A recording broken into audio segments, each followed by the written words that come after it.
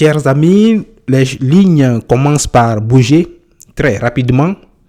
Et le capitaine Ibrahim Traoré, lors de son interview qu'il a accordée à une chaîne russe, pendant qu'il était en voyage en Russie pour la célébration du 9 mai de la Russie, a fait des précisions importantes quant à la question de savoir quand la monnaie de l'AES sera créée.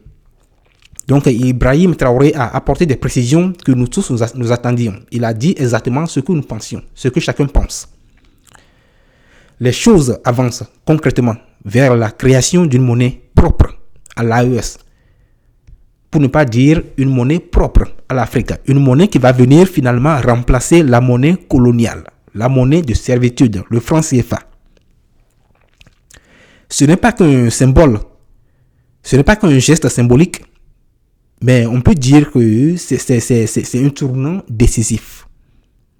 Parce que cette monnaie propre aux Africains va permettre beaucoup de choses. D'abord, ça va permettre aux Africains de pouvoir reprendre le contrôle de leur propre politique économique. Ce que les pays ouest-africains n'ont jamais eu. Ça va aussi permettre le financement des priorités et sans demander la permission à qui que ce soit.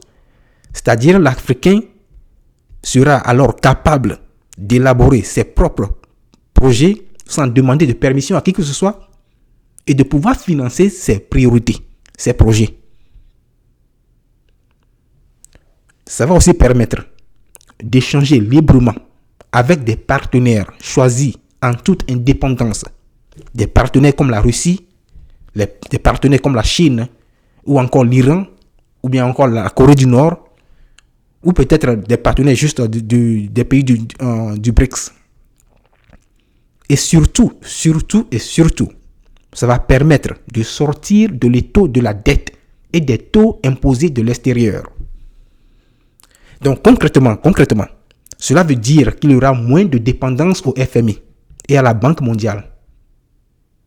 Donc le secteur d'agriculture, le secteur d'énergie, éducation, la défense, tout sera financé facilement, indépendamment, comme on le veut.